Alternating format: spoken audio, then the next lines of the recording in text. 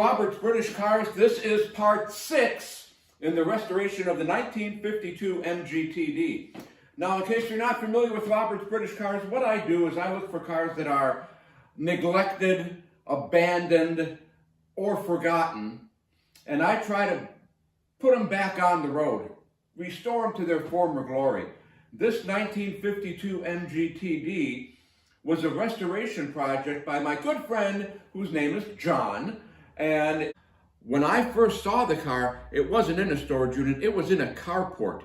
I don't know how long it was in that carport, but when I saw it, I decided, boy, this car needs to be saved. So I bought it, brought it home, and as you can see from the previous 5 episodes, we've been making a slow but sure progress. We're going to go through it and clean it and repaint it, put the transmission on it, and then put the engine and transmission into the chassis. I'm going to remove the engine mount bracket. I'll remove the side cover, the distributor, and the oil filter. I'll leave the pump installed.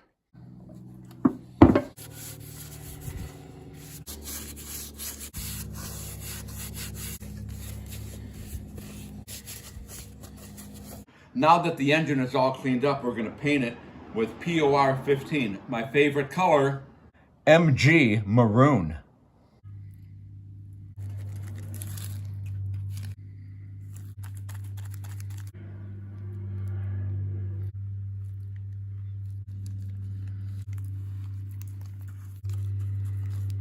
We're going to put this engine in this car. This is a 1250 XPAG that's been totally rebuilt, along with a totally rebuilt gearbox. Here's the engine, here's the chassis, here is the engine hoist. And here's what I'm going to do. I have the engine hoist there. Hopefully it's not going to move. I'm going to take the engine, wheel it under the engine hoist, lift it up, take the car, wheel it under the engine, and then put the engine in the car. The problem is the legs on the engine hoist are higher than the suspension on the car, so the car will not drive over these feet. So I'm going to try to push the car up on these 2x4s to get the clearance I need.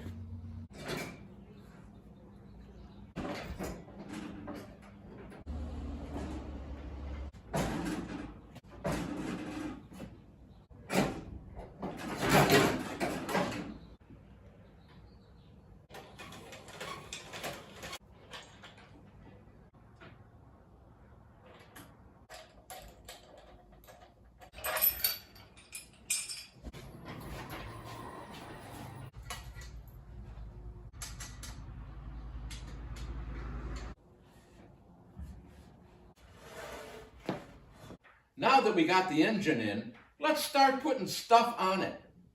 And over here, we just happen to have a table full of stuff. Before we start putting parts on the engine, let's take a little walk around here, and let me point out some things that I noticed are missing. I don't have a tube for the oil dipstick. I have a distributor. I do not have the bolts that hold on the generator. I do not have the adjusting bracket that goes on the top of the generator. I do not have the bolts or the bushings that attach the steering column to the rack and pinion. As we get to the front here, let's take a look. Okay, I do not have the spacer that goes on the front of the water pump. I do not have the fan that goes on the spacer, and I do not have the bolts that hold the fan and the spacer to the water pump. I do not have the bracket that goes from here to the engine that keeps the engine from doing this. As I come over to the carburetors and give them a quick glance, I notice that the jets are broken off on both carburetors. Here is the bottom, or the broken off part of the jet. The levers that go here and the brackets, and all of that stuff is missing. Another thing about the carburetors is I've got the gooseneck that goes from the carburetors to the air cleaner, but I don't have the air cleaner. I'm not too worried about it. I was thinking of using a fruitcake tin. This is the accelerator pedal. I have one fitting here with a nut on it. That attaches the accelerator pedal to the cowl. This one is broken. I'm going to have to do some research and see if I can buy this or I have to buy the whole mechanism. Now I know what I don't have, so let's put on the starter. Oh, wait a minute, I don't have the bolts. Until I can find the bolts for the starter, I'm going to install this. We know what this is. This is the bracket that holds up the butt end of the transmission. Looking at this from inside the car, I've got the two mounts that need to go like this. And then this bracket needs to go underneath them. This is as high as I can lift the transmission. Something tells me I should have done this before putting it in the car. What the HE double toothpicks is going on? First I gotta get my fat little round Italian body under this piece of English crap and still be able to breathe. Breathing is one of my favorite things. Okay, here's where this has to go. These, I'm not exactly sure if they go this way or this way. You know, I don't think it makes any difference. So let's put that there. And let's put this here.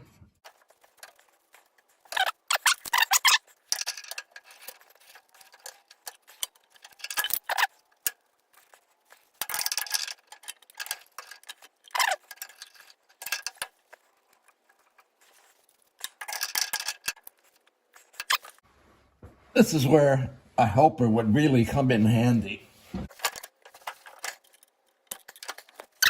I think that might do it right there. I think I got this nut started, and I'm pretty positive that I left the wrench for it on the workbench. I have the socket. I will now snug this up. Okay. Now we got to put these bolts in here. Okay, so now, like I got this bolt in, I'm going to get this bolt in, and I'm going to show you how I did it. I got my little needle nose pliers here, and I line up that hole as best I can, like this, and then take these little baby vice grips and put them on here to hold it, like that. Then take the bolt and try to put it in from the top here, like this, see? And then we lose the vice grip. The washer, the split washer, and the nut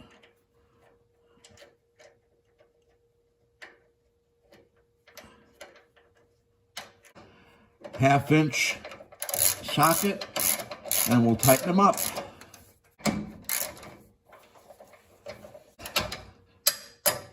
There you go. One other note, these tunnel brackets go under the nut on the edge, oops, like this. I don't know if these are the right length, but I'm going to put them in for now, and if they are too short or whatever, I can change them out later. And there you go. As we look under the car, we see that there's no shaft coming out of the oil pan right here.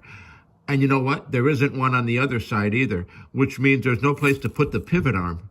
But that's okay, because I don't have one. Because I don't have the two rods that go from the clutch pedal to the pivot arm, from the pivot arm to the throwout bearing. So we're going to be purchasing a lot of stuff. Here's the starter, and look, I found the starter bolts. We can put this on. This really isn't that complicated. I don't even think I could screw this up. We put this in there and line it up and put the bolts in. One here and one here. And of course, we'll attach the cable that goes from the solenoid down here to the starter. With the starter on, I'm going to install the intake and exhaust manifolds.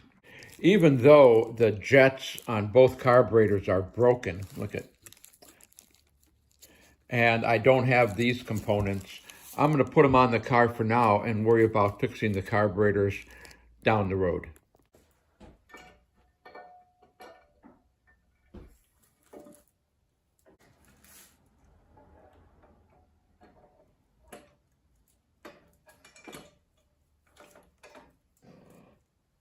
When I took the manifolds off to install the engine, these were the hold downs securing the intake and exhaust manifold. When I was looking for parts, I found these lovely little chrome ones. I also found 3 chrome nuts. So now I'm faced with the question, what do I use to hold the manifolds down? The black ones or the chrome ones? Well, I decided to go with the black ones because I figured that's what was on the engine, and whoever built this engine used these instead of the chrome ones. So who am I to question? I'm going to put these back. I think that'll do for now. Here is our generator. Pretty straightforward. I found some bolts to hold it on, and this is the only thing that's unusual. This is not stock for this car. I made this out of stuff I had laying around. It's not very pretty, but it'll do until I can order the right part. This is not all that difficult to put on. It is very heavy, so that might make things a little awkward. I'm going to try to get one bolt in, if I can. And then this other one needs this spacer. So we're going to put that there and there. And viola. Okay, now we'll put the nuts on. I'm going to try to put on the adjusting arm now. It goes in that hole right there. I know my hands cover everything, but you know, it's you just screw in a bolt in the hole. And there you go. And now we just put the bolt in the top of the generator, and there you go. We'll just tighten everything up and call that done. Finally, my favorite part. Let me point out a couple of things about this distributor. This is the one that was in the engine when I got it. It's missing the little ground bolt right here. I think that's what it's called, is a ground bolt. The points go under it. A wire goes from the condenser over to it, and then of course the wire from the distributor is attached to it. I don't have that part, but I'm going to put this in anyway and then worry about installing the right part when I'm ready to start the car. Putting the distributor in is really not that big a deal. As a matter of fact, when I put new points in the distributor, I take the distributor out and put it on the bench and put the points in on the bench. It's a lot easier than trying to fumble around under the hood. So to put the distributor back in correctly, this is all you have to do. I'm going to put the clamp on the bottom like this and put it in the hole. Boom. Down here, we have to line up this bolt and put that in there like that. There, done. That was pretty easy, just dropping it in there. To get it in there in the correct orientation is the trick. So we have to set the timing. Let me show you how to do that. The first thing you want to do is line up the timing marks. They look pretty lined up to me. With the timing marks lined up, number 1 piston is all the way up. We need to determine, is it on its ignition stroke? The easiest way to determine that is to take off the valve cover. With the valve cover off, we can check and see if both valves are closed. Yep, both valves are closed. This piston is ready to fire. With number 1 spark plug wanting to fire, we want that rotor pointing to the number 1 position on the distributor cap. How do we do that? Well, first, we're going to take off the distributor cap. Poof. Oh, that's where the rotor is pointing. We want the rotor pointing just about 8 o'clock.